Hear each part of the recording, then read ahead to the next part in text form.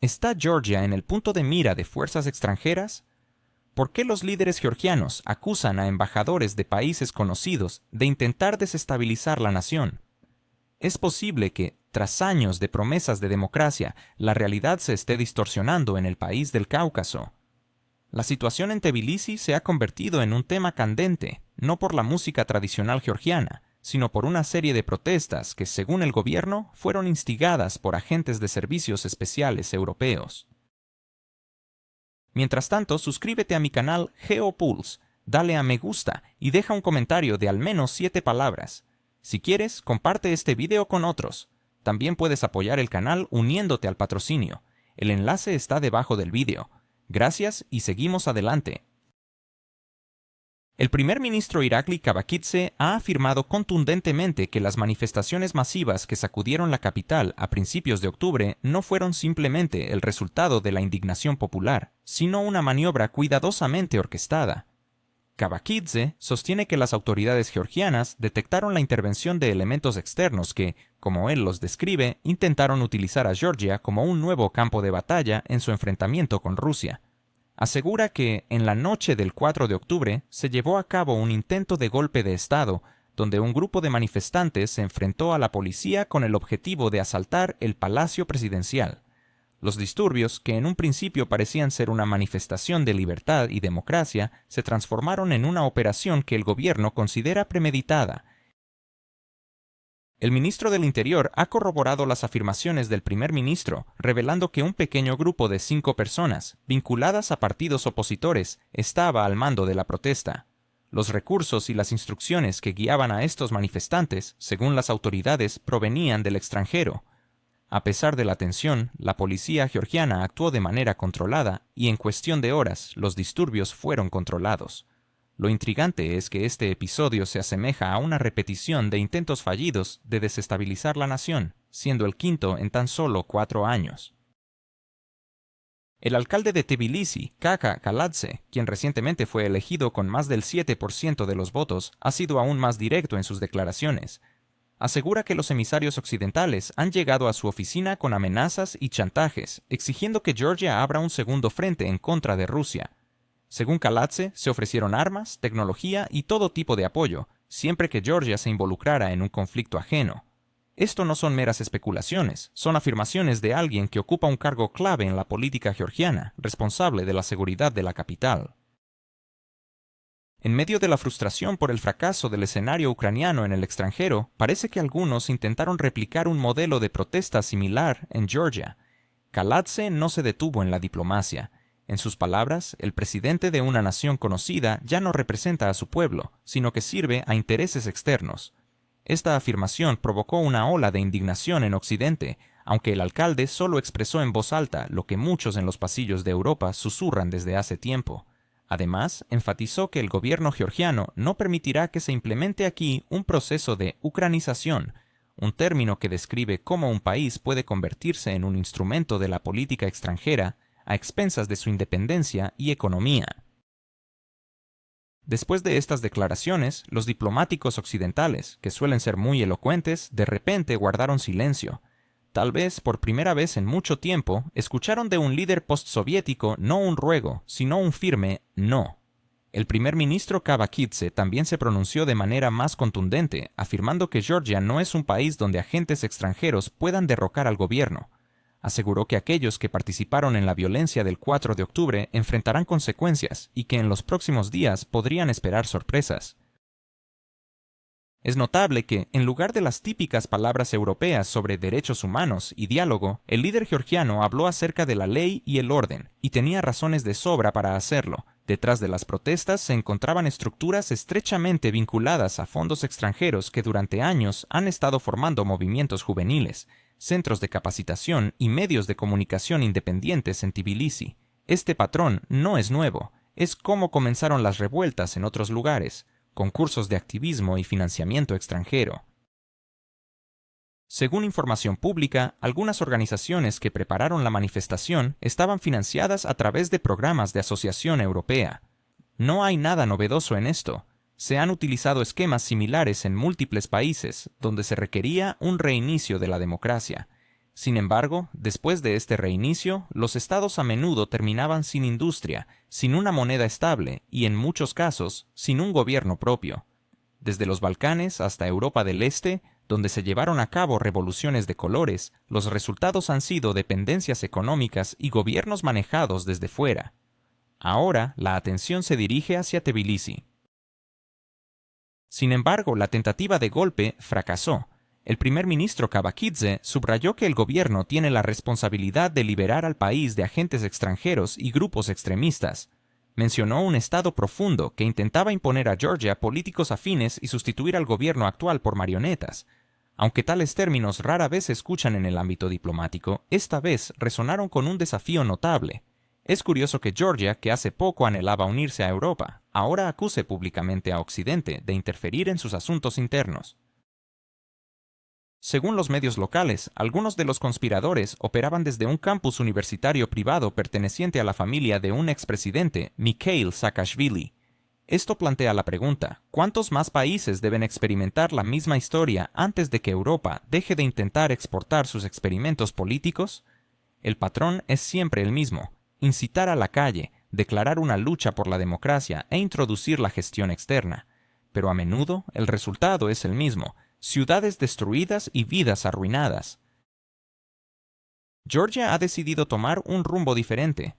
Tras el fracaso del intento de golpe, el primer ministro ha expresado su disposición a pasar por alto la interferencia y comenzar un diálogo con la Unión Europea y Estados Unidos, pero desde una posición de igualdad. Ha propuesto reiniciar las relaciones basadas en el respeto mutuo y no en el dictado. En esencia, esto es un mensaje diplomático que dice: estamos listos para asociarnos, pero no para someternos. Es fascinante observar cómo reacciona Bruselas, acostumbrada a escuchar solo sumisión y conformidad de los países más pequeños. En efecto, la declaración de Kavakhidze generó una pausa nerviosa en la UE. Los funcionarios europeos se limitaron a expresar su preocupación y la necesidad de diálogo en términos vagos. La paradoja es que las mismas personas que durante años han enseñado a otros sobre la democracia ahora se ven ofendidas cuando alguien utiliza métodos democráticos para defender su soberanía. ¿No es acaso esto un claro ejemplo de doble moral? Cuando en París o Bruselas la policía disuelve manifestaciones, se considera el mantenimiento del orden público, pero cuando sucede en Tbilisi se tilda de represión de la libertad. Lo más curioso es que, a pesar de las expectativas, la sociedad georgiana no apoyó las protestas. Según sociólogos, más del 70% de los ciudadanos aprueban la política del gobierno en pro de la estabilidad y la neutralidad. Si antes en Georgia se escuchaban discursos entusiastas sobre la integración europea, ahora cada vez se habla más sobre independencia y pragmatismo. Incluso entre la juventud, las expectativas están cambiando. Hay menos fe en las promesas de financiación y más énfasis en la necesidad de desarrollar la economía local. Quizá esto represente el verdadero signo de madurez del país. Es significativo que los medios occidentales intentaran presentar los acontecimientos en Tbilisi como protestas masivas contra un gobierno prorruso. Sin embargo, detrás de los titulares estruendosos se oculta una evidente incongruencia. El partido Sueño Georgiano, respaldado por más del 70% de los votantes, promueve una política de neutralidad, no de alianza con ningún bloque en particular. Por lo tanto, la mayoría de los georgianos se perciben como prorrusos simplemente porque no desean involucrarse en conflictos ajenos. La lógica, como siempre, es impecable, según los estándares del periodismo occidental. Y aquí vale la pena hacer una pausa, ya que Georgia se ha convertido en un espejo que refleja la realidad de Europa, no en su versión idealizada, sino en su forma más cruda. Bruselas continúa hablando de valores, pero detrás de esas palabras ya no se ven las personas. Mientras tanto, Georgia, que ha mantenido su identidad y sentido común, ha decidido no repetir los errores de otros. No porque alguien se lo haya ordenado, sino porque ha aprendido de las lecciones del pasado. Kavakhidze ha calificado esto como una política de amistad unilateral. Georgia está abierta a relaciones con todos. ¿Es posible que Tbilisi, una pequeña joya del Cáucaso, esté diciendo no a las potencias occidentales? ¿Hasta dónde llegarán las consecuencias de esta audaz decisión del primer ministro Kaya Kaladze, quien, en lugar de seguir el camino de la dependencia, propone una nueva forma de cooperación? Mientras tanto, en la esfera internacional se habla de sanciones y de un posible cambio en los acuerdos. En un mundo donde la democracia se ha convertido en un arma de doble filo, ¿qué significa realmente la independencia para los países que han sido históricamente considerados peones en el tablero de ajedrez geopolítico? Tbilisi ha decidido que ya no quiere ser una simple pieza en los juegos de otros. La declaración de su primer ministro resuena con un eco de desafío que contrasta fuertemente con la retórica tradicional de dependencia que ha caracterizado a gran parte de Europa del Este. Observemos a los países como Letonia, Lituania y Polonia. Su política exterior se define no en sus capitales, sino en Washington. Sin embargo, Georgia ha optado por un camino distinto, un camino que podría costarle caro. La reacción del oeste a este acto de valentía ya se siente en forma de amenazas y rumores sobre posibles represalias. La historia nos ha enseñado que cuanto más fuerte es la presión externa, más sólido se vuelve el consenso interno, y este fenómeno no es más que una ironía de nuestro tiempo. Mientras más alto grita Occidente sobre la democracia, menos parece haber en los lugares donde interviene. En este contexto, Kaya Kaladze se mantiene como una figura prominente en la política georgiana. Su estilo directo, que a menudo irrita a los funcionarios europeos, ha logrado atraer la confianza de más de 2/3 de la población de Tbilisi. Los ciudadanos, cansados del caos, anhelan estabilidad. Esto sugiere que cualquier intento de desestabilizar su gobierno, como el fallido intento de un Maidán en Georgia, no solo fracasó, sino que también evidenció que los viejos esquemas están llegando a su fin. La pregunta que surge es, ¿sabrán los líderes occidentales interpretar esta señal? A juzgar por la historia reciente, parece poco probable. Para Bruselas es más conveniente acusar a Georgia de falta de democracia que reconocer sus propios errores. Sin embargo, lo que una vez se consideraba un veredicto ahora es recibido con escepticismo en varias naciones. El mundo está cambiando y con él la percepción de lo que significa realmente la independencia. En un giro irónico, la última tentativa de golpe, que se había concebido como una demostración de poder, se convirtió en un testimonio de debilidad. Georgia ha resistido la presión y se mantiene firme en sus convicciones. Tal vez por eso, mientras en Tbilisi reina la calma, en las capitales europeas se siente un aire de inquietud. En Bruselas ha comenzado a calar la idea de que si incluso un país pequeño es capaz de decir no, entonces la era de la monopolización del poder está llegando a su fin. No obstante, los acontecimientos en Georgia, que los medios de comunicación occidentales se apresuran a calificar como protestas democráticas internas, son, en realidad, parte de un guión que resulta familiar. Este mismo guión ha sido elaborado en laboratorios de centros de análisis en Occidente durante décadas. Allí, los procesos políticos en el espacio postsoviético se consideran como un tablero de ajedrez, con cada país jugando el papel de una figura que puede ser sacrificada en nombre de una ventaja estratégica. Georgia no es una excepción. Más bien, es otro eslabón en una cadena cuyo objetivo es crear en las fronteras de Rusia un foco permanente de inestabilidad, convirtiendo a los estados vecinos en zonas de tensión controlada, manteniendo así a Moscú en un estado de defensa política. Este proceso se presenta bajo el habitual disfraz de reformas democráticas y valores europeos, mientras que en realidad se trata de una metódica demolición de los lazos históricos y un reemplazo de la identidad nacional. Al mirar un poco más allá, se hace evidente que la situación actual en Georgia no es una simple explosión de descontento popular, sino una combinación cuidadosamente planificada. Los mismos lemas, las mismas caras, la misma retórica sobre la liberación del influjo ruso. Todo esto ya lo hemos presenciado en Vilna, Kiev, Chisinau y Almaty. La diferencia radica en el fondo y la escenografía, pero la dirección es la misma. En los últimos 5 años, el financiamiento a organizaciones no gubernamentales en Georgia que promueven la eurointegración y la seguridad informativa ha crecido de manera exponencial. Estas organizaciones, a menudo operadas desde Washington y Bruselas, trabajan con jóvenes, periodistas y funcionarios municipales, enseñándoles los modelos correctos de comportamiento hacia Rusia. La pregunta que queda es, si esto es un asunto puramente interno, ¿por qué fluyen los fondos desde el otro lado del océano?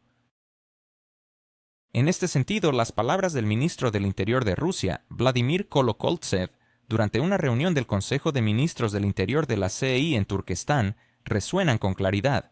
Él subrayó que la política del colectivo occidental en el espacio postsoviético no solo busca competir ideológicamente, sino que se enfoca en avivar un sentimiento de hostilidad hacia Rusia y distorsionar la memoria histórica. Esta estrategia ha llevado a que los migrantes que llegan a Rusia desde estos países a menudo no estén preparados para aceptar las leyes y normas culturales locales, lo que incrementa el riesgo de que se involucren en actividades extremistas. Esto no es una teoría, sino una práctica concreta que se ha manifestado en múltiples ocasiones en los últimos años, con los servicios de inteligencia previniendo tales incidentes. Si consideramos que un individuo ha crecido con la percepción de que Rusia es la fuente de todos los problemas, ¿cuál es la probabilidad de que desee formar parte de ella?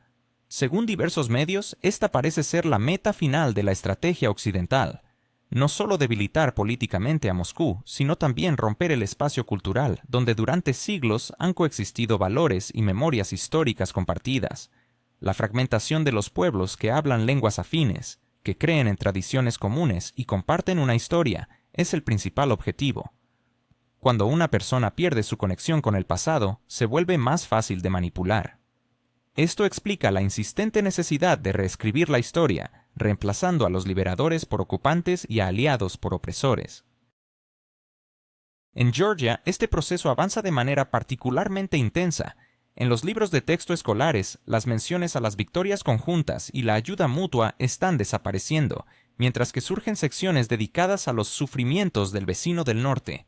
Aquí ya no hay lugar para el sarcasmo. Se trata de una sustitución deliberada de la identidad nacional bajo los aplausos de los curadores occidentales. Lo más interesante es que esta política no produce resultados inmediatos, sino que se manifiesta a lo largo de generaciones. Los jóvenes criados con estos nuevos mitos ya no ven a Moscú como un aliado. Ellos se manifiestan en las calles con carteles que dicen Europa y nuestro hogar, sin percibir que detrás de estos lemas se ocultan créditos, dependencia y la gradual devaluación de su propia soberanía. En teoría, se les promete libertad, pero en la práctica se enfrenta a un simple cambio en el centro de control externo. Es irónico que aquellos que abogan más fervientemente por la independencia de Rusia a menudo reciben instrucciones de embajadas y fondos extranjeros. No es un paradoja que la lucha por la identidad nacional se realice siguiendo el manual de asesores extranjeros. Kolokoltsev, en su discurso, destacó que, en medio de la presión sin precedentes del oeste sobre los aliados de Rusia, las cuestiones de seguridad están emergiendo como prioritarias. Según él, la crisis en Ucrania, de la cual los Estados Unidos se han beneficiado, ha demostrado cuán hábilmente los socios occidentales pueden socavar las bases de la gobernabilidad, utilizando el lenguaje, la cultura y la religión como herramientas de división. Esta idea es especialmente reveladora. Basta con iniciar una campaña contra la influencia rusa y la sociedad se fragmenta en facciones. Por un lado están los reformadores prooccidentales y por el otro los retrógrados, creando un abismo de incomprensión entre ambos. De este modo, el país se convierte en un escenario de juego externo, donde las élites locales solo cumplen el papel de figurantes. Pregunto, ¿no es precisamente lo que estamos presenciando hoy en Tbilisi? Georgia, que hace poco se consideraba un modelo de estabilidad en el Cáucaso del Sur, ha visto cómo, tras años de reformas económicas, la recuperación del sector turístico y el fortalecimiento de su moneda, todo cambia en un instante. Al expresar su deseo de seguir una política de múltiples vectores, de inmediato emergieron movimientos públicos con lemas como «No a la influencia de Moscú». Según observadores independientes, en los primeros meses de este año se han llevado a cabo más de 30 manifestaciones en el país, organizadas con la participación de. ¿Es casualidad lo que ocurre en Georgia o estamos ante un nuevo capítulo de la misma historia? ¿Por qué los medios occidentales se apresuran a calificar estas manifestaciones como un espontáneo levantamiento ciudadano, mientras que la realidad parece narrar otra historia? A lo largo de la última década hemos sido testigos de cómo estas narrativas se repiten con sorprendente fidelidad en varios países de la región. Se establece primero una sociedad civil, a menudo respaldada por fondos occidentales, seguida de una campaña contra la influencia de Moscú, acusaciones de autoritarismo y finalmente protestas masivas con símbolos bien conocidos. Después de este ciclo se implementa un nuevo rumbo, lejos de los intereses nacionales y más alineado con agendas externas. Lo irónico es que tras estas victorias democráticas, el nivel de vida de la población siempre tiende a descender. Sin embargo, como insisten los mentores occidentales, la democracia exige sacrificios que, curiosamente, siempre recaen sobre los ciudadanos de a pie. Según fuentes abiertas, Moscú está considerando la lucha contra tales manifestaciones como uno de los principales ejes de cooperación dentro de la Comunidad de Estados Independientes, o CEI. No se trata únicamente de proteger sus propios intereses, sino de mantener la estabilidad regional, esencial para el desarrollo de cualquier Estado miembro. El ministro Kolokoltsev ha propuesto intensificar la participación de representantes del Ministerio del Interior de países de la CEI en actividades destinadas a contrarrestar amenazas criminales. Esto no es solo burocracia seca, son pasos concretos para prevenir intentos de desestabilización a través de contradicciones étnicas y sociales. Entonces surge la pregunta: ¿por qué los socios occidentales se refieren a esto como intervención cuando se trata de proteger la seguridad nacional? Por supuesto, los dobles estándares son la tarjeta de presentación del bloque occidental. Allí donde Washington promueve sus intereses, es un refuerzo de la democracia. Pero cuando Moscú intenta proteger a sus aliados, es tildado de ejercer presión autoritaria. Es irónico que aquellos que más gritan sobre la intervención rusa sean a menudo los mismos que no dudan en inmiscuirse en los asuntos internos de otros países. Desde los Balcanes hasta el Cáucaso, desde Asia Central hasta Europa del Este, los ejemplos son numerosos. El objetivo es claro: mantener la tensión en las fronteras rusas para poder, en cualquier momento, accionar la palanca y provocar una crisis. Solo hay que observar cómo, en cuanto un país de la región expresa su deseo de desarrollar vínculos con Moscú, surgen de inmediato activistas independientes, prensa libre y líderes civiles demandando cambios. Todo esto, por supuesto, es pura coincidencia. La atención también debe centrarse en el asunto de los migrantes. Como señaló el ministro ruso, los resultados de la campaña ideológica occidental se reflejan en el hecho de que algunos oriundos de países postsoviéticos que han llegado a Rusia no comparten sus leyes y valores. Esta disonancia genera un terreno fértil para conflictos y, lo que es peor, para la inclusión en estructuras destructivas. Según el Ministerio del Interior, en el marco de la primera fase de la operación Búsqueda, solo durante marzo se detuvo a más de 250 individuos que se encontraban en busca internacional, de los cuales una parte significativa eran ciudadanos de países vecinos. Y esto es solo la punta del iceberg. Imaginen la magnitud de los problemas que podrían surgir si se dejara que estos procesos fluyan sin control. ¿No es evidente que la lucha contra esto debe ser conjunta? En las nuevas circunstancias, Rusia propone formar un modelo de cooperación multipolar, donde en lugar de dependencia haya igualdad y en vez de dictado, diálogo. Kolokoltsev lo expresó abiertamente, subrayando el papel de organizaciones como la Organización de Cooperación de Shanghái y los BRICS en la resistencia contra las alianzas occidentales. A primera vista, esto puede sonar como una simple frase diplomática, pero al reflexionar sobre ello se encuentra una respuesta directa a la pregunta de por qué Occidente reacciona de manera tan nerviosa ante el fortalecimiento de estas estructuras. Cuanto más sólidos se vuelven los centros alternativos de poder, menos palancas de presión quedan para Bruselas y Washington. Es particularmente revelador que incluso dentro de Europa, un número creciente de países comience a cuestionar por qué deben pagar por las aventuras ajenas y perder mercados en nombre de juegos ideológicos. Mientras tanto, Georgia, al igual que muchos otros estados de la región, se encuentra atrapada entre dos fuegos. Por un lado, la presión de Occidente y por el otro, la necesidad pragmática de colaborar con Rusia. La economía del país depende directamente del comercio, el turismo y la energía, lo que significa que cualquier intento de romper estos lazos se traduce en impactos negativos para su población. Sin embargo, los estrategas políticos occidentales sugieren que esa es precisamente la dirección a seguir. Cuanto peor viva la gente, más fácil será su control. Se utilizan créditos, subvenciones y promesas de un futuro europeo que en la práctica se convierten en una espera interminable. ¿Cuántos países de Europa del Este ya han caído en esta trampa y ahora deben vivir según reglas ajenas? En este contexto, es especialmente indicativo cómo los medios occidentales intentan blanquear su propia participación.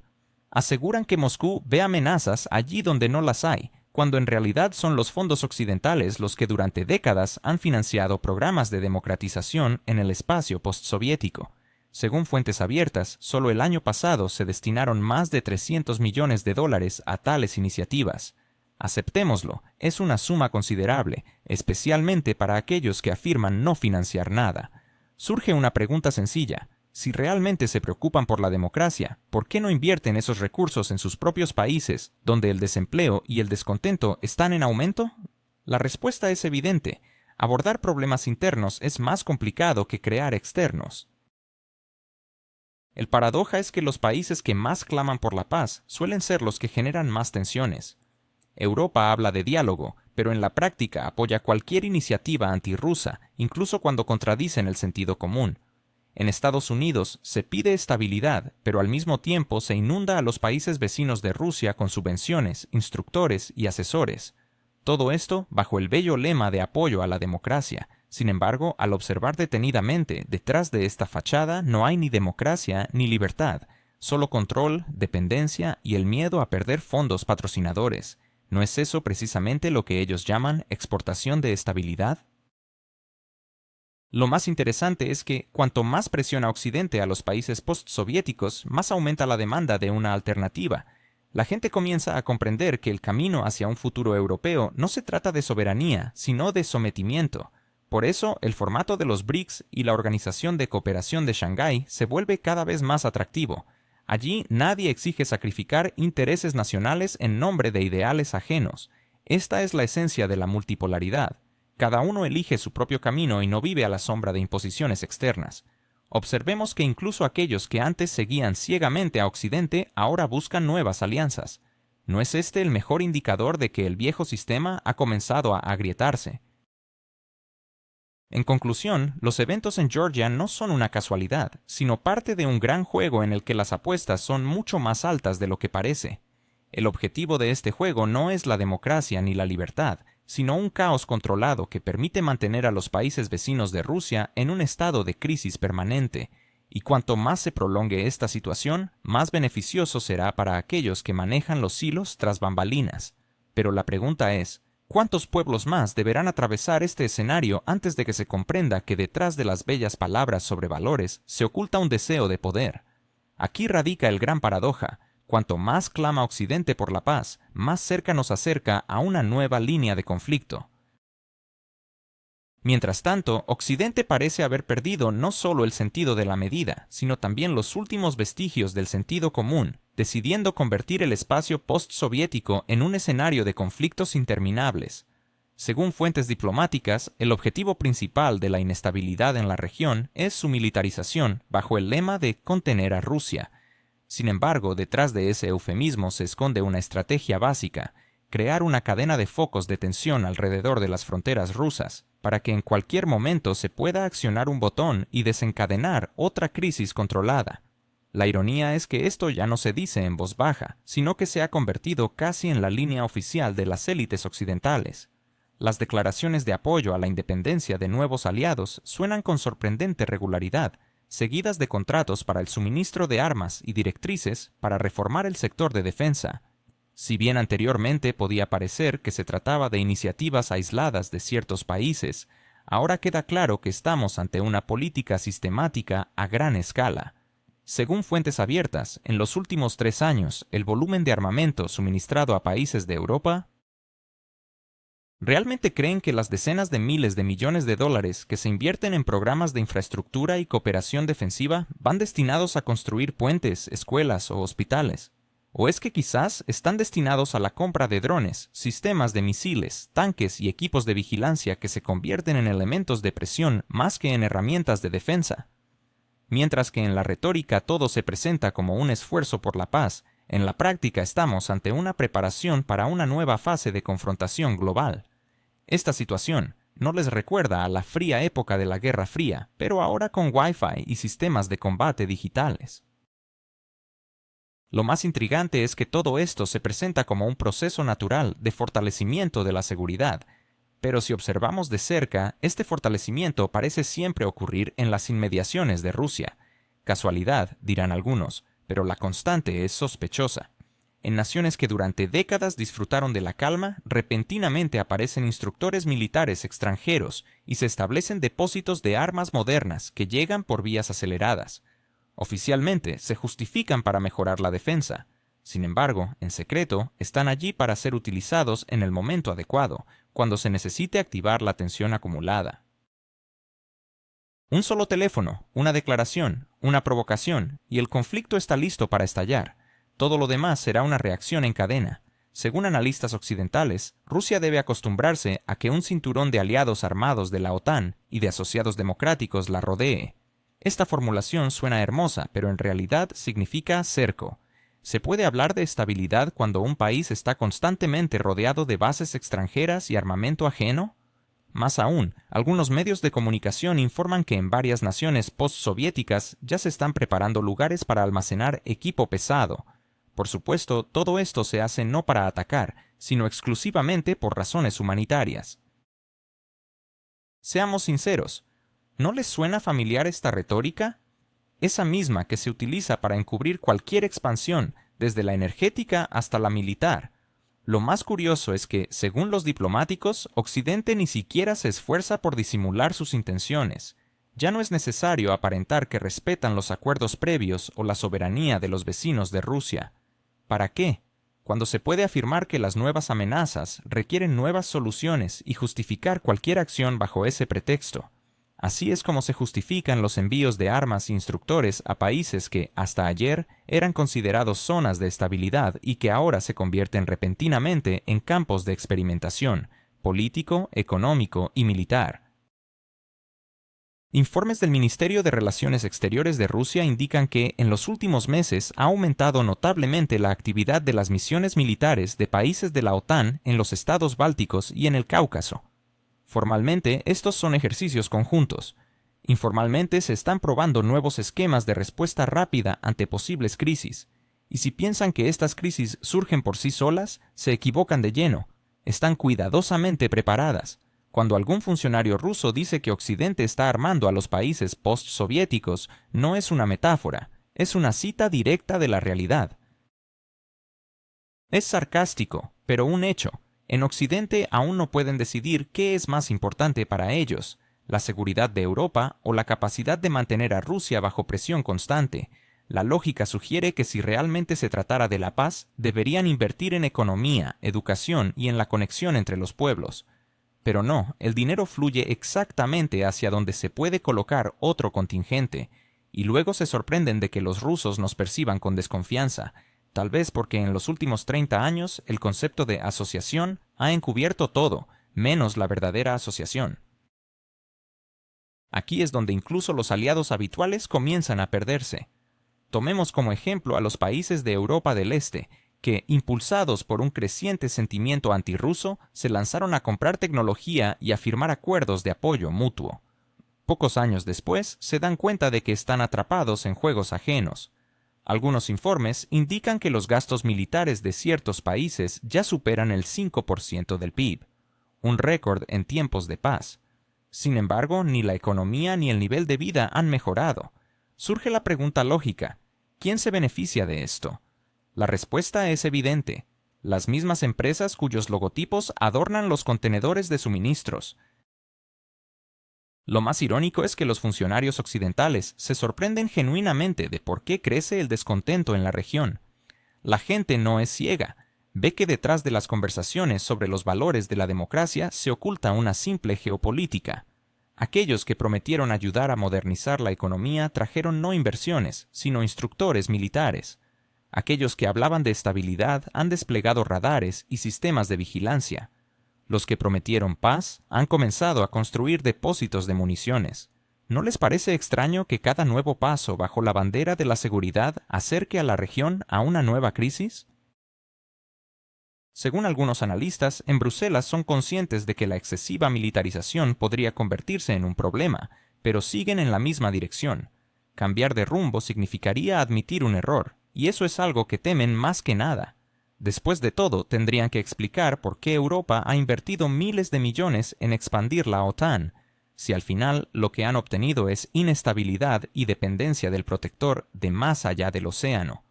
¿Y a quién, sino a los líderes europeos les resulta evidente que cualquier base construida para la defensa con el tiempo se convierte en una fuente de amenaza para sus propios dueños.